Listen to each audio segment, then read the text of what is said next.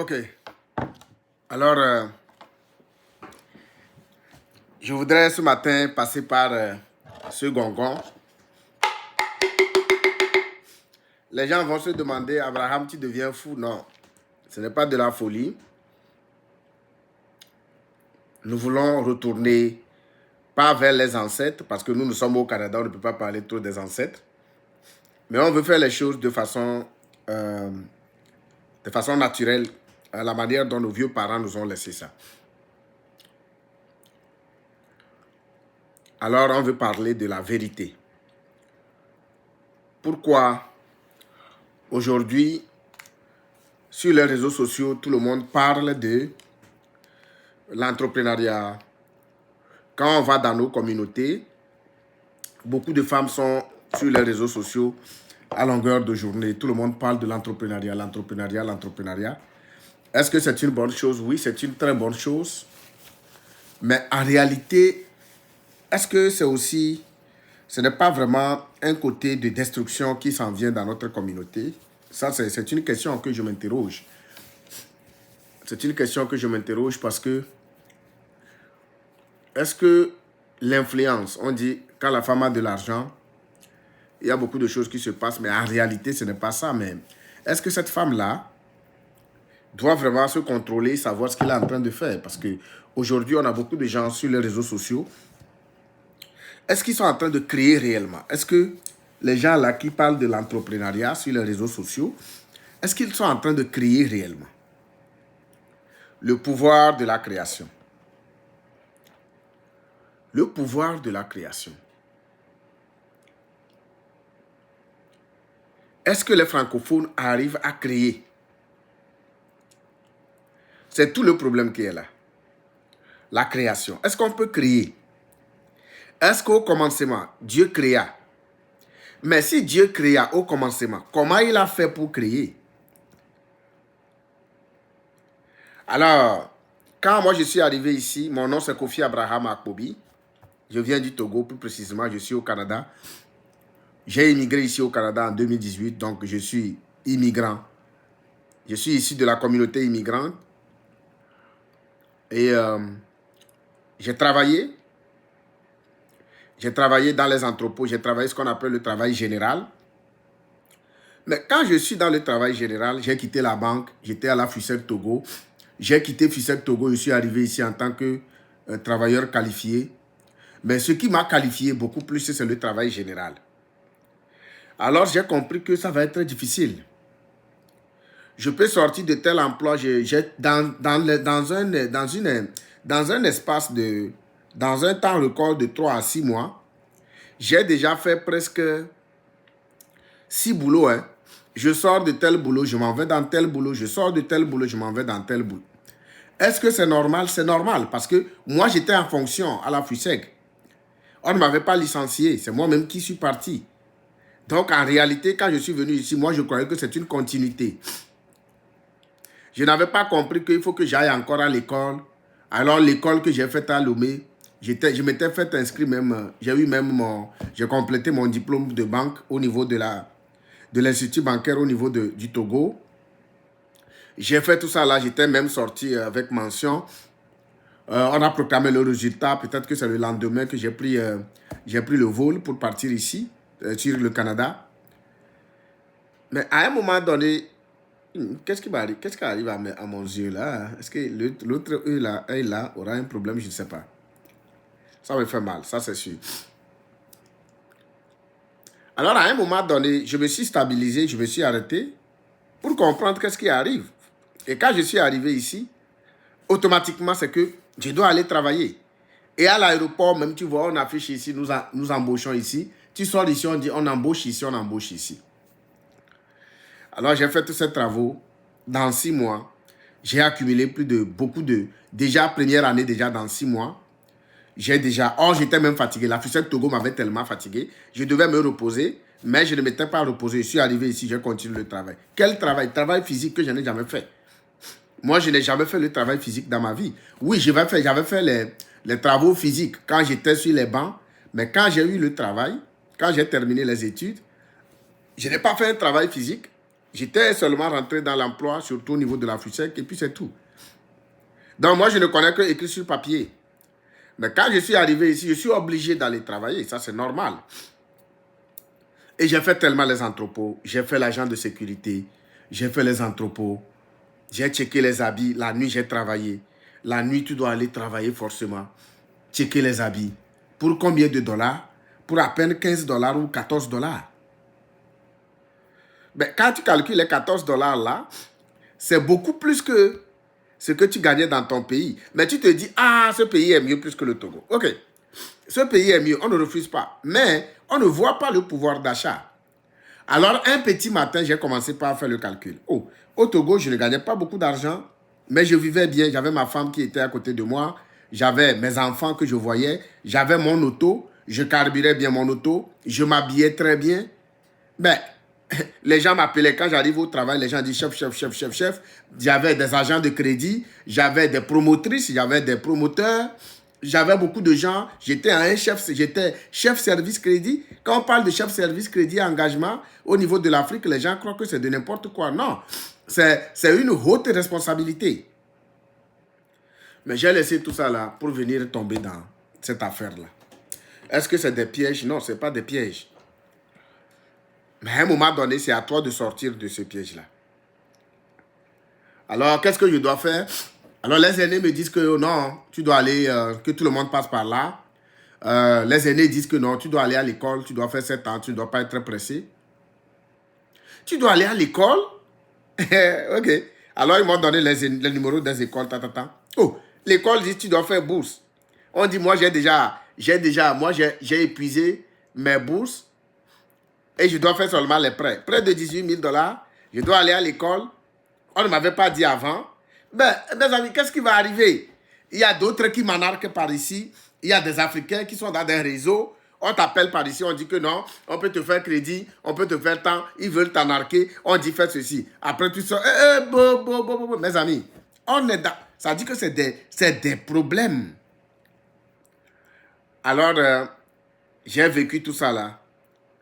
Lors des impôts, on dit que non, c'est comme ça, tu es toi qui retournes l'impôt. C'est toi qui payes plutôt. Je ne comprenais rien. Et un jour, j'ai décidé d'entreprendre. Alors, j'étais parti payer Dodge Caravan. Et le salut est venu sur mon chemin. Vous savez, le salut là, c'est qui? Le salut là, c'est un noir comme moi. Le salut là, c'était un frère comme moi. Un frère béninois, j'étais son nom, qui est venu sur mon chemin. Et il m'a parlé d'un entrepreneuriat. J'ai accepté. Je suis rentré, quand je suis venu chez eux, j'étais parti chez eux. J'ai compris qu'il y a une présence d'esprit divine qui est là, d'esprit divin de Dieu qui est là. C'est entre nous les Noirs. Pourquoi je suis en train de parler de cette affaire de création?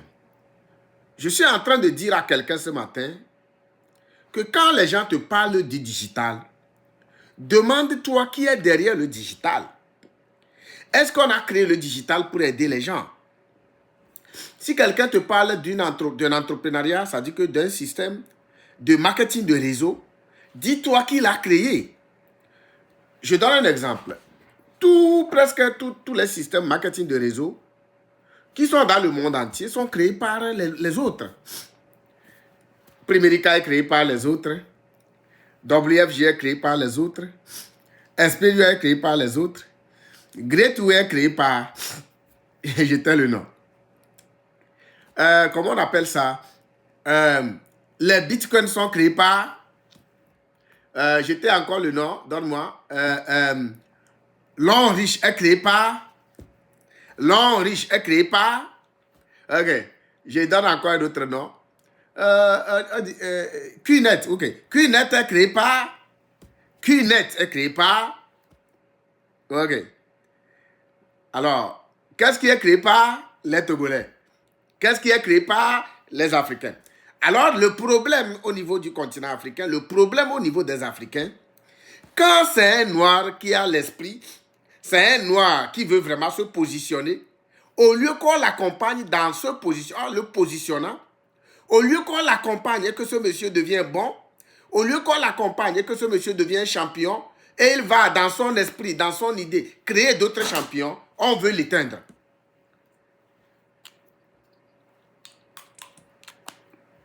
Si j'ai pris ce gongon là ce matin, c'est pour dire aux Togolais que c'est comme ça qu'on faisait dans nos villages. Je suis venu ici en 2018. Mais j'ai compris que le Canada nous a offert une opportunité où on peut grandir. Alors quand j'ai commencé cette souffrance entrepreneuriale, j'ai perdu beaucoup de choses. Je ne veux pas revenir sur ça. Mais je savais que les gens, on nous a emmené, les gens nous ont emmené ce qu'on appelle la Bible. Est-ce qu'ils ont fait du mal? Non.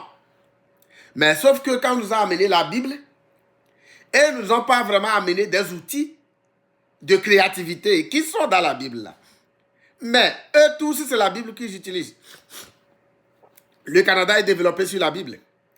Tout ce que le Canada fait, une grande partie, si on prend 70%, c'est la Bible.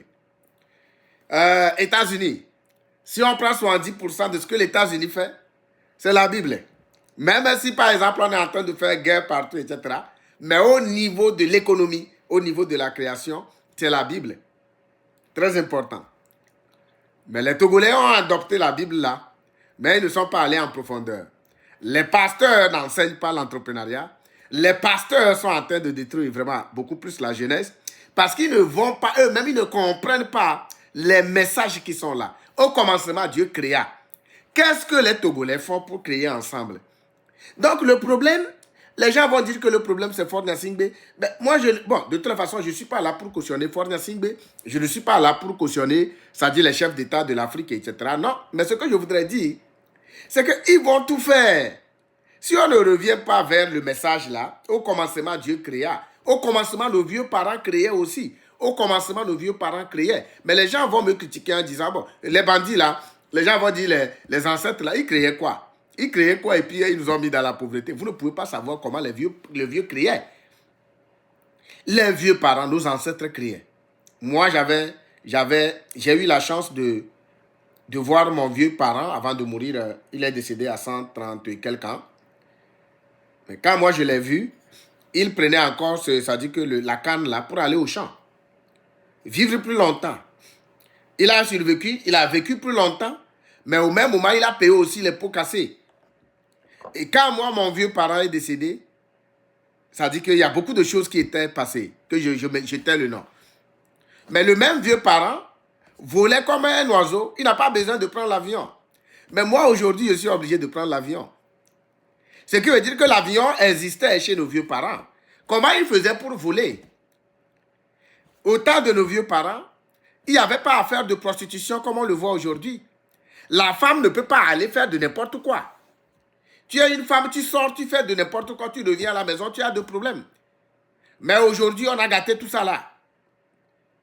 Au temps de nos vieux parents, tu vas voir quelqu'un, il dit je vais faire des hectares. Il ne prend pas le tracteur. Il travaille entre eux. Alors, il n'y a pas de jalousie. Parce que pourquoi? Mon vieux parent a 3 femmes. J'avais 3 grandes-mamans. À côté, il y a l'oncle aussi qui a 3 femmes. À côté, il y a l'autre qui a. Alors, qui va envier qui? À la fin de l'année, tout le monde a des greniers. Le champ a tellement travaillé. Ils ont des greniers. Qui va envier qui? Mais aujourd'hui, on nous a dit que ce que les gens là font, ce n'est pas bon. Alors, n'appliquez pas ce qu'ils font, c'est-à-dire n'appliquez pas ce qu'ils font. Je ne veux pas, parce qu'actuellement, on va dans un danger où tu ne peux pas appeler certains mots sur les réseaux sociaux. Alors, on dit n'appelez pas, ne faites pas ce qu'eux ils sont en train de faire. Maintenant, que le Seigneur, il y a un Dieu qui est quelque part, c'est-à-dire qu'il y a un Jésus-Christ qui est venu pour vous dire que ne faites pas ce que les vieux parents là font. Je ne sais pas là où il a dit ça. Mais on dit ne faites pas, que vous, ça dit que vous ne parlez pas de l'argent, mais ne parlez pas de... vous avez seulement que faire le plaisir, mais ce plaisir-là aussi, vous devez savoir qu'il y a tant. Le pouvoir de la création. Je quitte les vieux parents, je viens sur mon père à son âme. Le vieux a laissé, par exemple, les vieux ont laissé un champ, ça dit un terrain, lui il veut occuper le terrain là. Alors il vous amène dans le champ, c'est vous qui allez défricher. Voilà pourquoi moi je dis aux Togolais, voilà pourquoi je suis en train de lancer le message à toutes les francophones. Tout toute la francophonie que nous devons créer. Et c'est pourquoi nous avons mis en place FINAB la solution. Hier, moi, bizarrement, j'ai vu un ami qui est aux États-Unis. Bientôt, je vais l'appeler. Peut-être je chercherai à le rencontrer. Qui a mis, par exemple, un programme en place. Et il a réuni hier toute la diaspora, les gens qui sont venus de... Et puis, il a mis en place un système de conférence. Et ben, moi, je parle de ça tous les jours. FINAB la solution. Ça fait 4 ans que je suis en train de parler de... que nous devons normalement amener cette expérience sur le continent africain. Mais est-ce que la diaspora ici comprend? Est-ce que la diaspora togolaise comprend? Est-ce que la diaspora ivoirienne? Est-ce que la diaspora camerounaise? Est-ce que la diaspora? Alors imaginez, si la diaspora togolaise doit comprendre, et que la diaspora au niveau de la Suisse, la diaspora au niveau du... Et que toute la diaspora comprenne que nous devons s'unir, nous devons créer, et nous devons par exemple accompagner FINAB. Abraham FINAB, là, ça veut dire quoi au juste? Personne ne m'a jamais appelé. Personne ne m'a jamais appelé pour comprendre vraiment le cri là que nous crions tous les jours, que nous pouvons créer, nous pouvons créer, nous pouvons créer. Beaucoup, plutôt même, les gens sont contre moi. Alors, on veut éteindre seulement ce qu'on appelle, c'est-à-dire les gens qui sont arrivés à un niveau, ils comprennent que nous pouvons créer. Maintenant, si la diaspora ne peut pas soutenir Abraham, si moi je vais au Togo demain matin, moi j'irai directement, ça dit qu'on va me mettre ça dit c'est la prison qui t'attend. Parce que pourquoi la prison t'attend? On dit que c'est lui qui est revenu avec cette affaire de cunette là. Lui il a appris la narco au Canada. Mais si c'est un blanc qui est parti, on ne va jamais dire ça. Hein? Si c'est un blanc qui est parti au Togo pour lancer ce que je suis en train de dire là, c'est les mêmes Togolais qui vont le soutenir. Mais si c'est un frère Togolais qui est revenu, on veut l'éteindre. Si c'est un Camerounais qui est revenu, si c'est un Ivoirien qui est revenu, et ça là, nous devons dénoncer cette affaire-là. Nous devons toujours dénoncer cette affaire-là. FINAB, la solution, nous devons vraiment être ensemble. Sinon, nous, on aime trop les autres. Les autres ne nous aiment pas. Toutes les marketing de réseau, là, c'est en Afrique où les marketing... Moi, quand je vois les gens de QNET, j'ai appris la fois passée qu'on a arrêté certaines personnes au niveau du Togo. Mais si vous arrêtez les gens au niveau du Togo, l'affaire n'est pas au Togo. QNET, là, venez arrêter là où il y a le responsable de QNET. Le responsable de QNET est quelque part. Il n'est pas au Togo. Il n'était pas un Togolais qui a créé le QNET. On a amené les gens à adopter, point. Le QNET est en Côte d'Ivoire. Le QNET est au Cameroun. Maintenant, pourquoi arrêter les jeunes qui ne cherchent que vraiment peut-être que à vraiment essayer de pouvoir vraiment essayer de gagner leur pain de vie? Pourquoi? Hein? Les gens parlaient de aujourd'hui, quand tu rentres sur les réseaux sociaux, ça me dérange que j'ai envie même de sortir des réseaux sociaux. Quand tu rentres sur les réseaux sociaux, tout le monde devient coach. Oh non, tu veux vraiment rentrer dans un business. Et puis les gens ont appris tellement à parler de leur histoire. Et ils sont là. Je vois les mamans, les gens qui n'ont rien appris. Et puis après tout, et on va dire que les gens là aussi sont des coachs. Ils coachent qui? Quelle est la vision qui est derrière? La vision, c'est quoi? Proverbe 29, verset 18. Là où il n'y a pas de vision, mon peuple meurt. Alors ce matin, je voudrais rappeler à mes frères, à mes confrères togolais, francophones, que tant aussi longtemps qu'on ne va pas revenir vers la raison de créativité, de pouvoir créer, s'unir. Moi, je pense que, c'est-à-dire que l'Afrique doit avoir sa résurrection à travers le Togolais. J'en avais dit, au début de l'année, j'ai ressenti ça. J'ai déjà écrit beaucoup de courriels que je dois envoyer au président du PC, c'est-à-dire à beaucoup de dirigeants au Togo. Mais je ne sais pas, j'avais pris même rendez-vous la fois passée ici avec l'ambassadeur du Togo ici au Canada ici.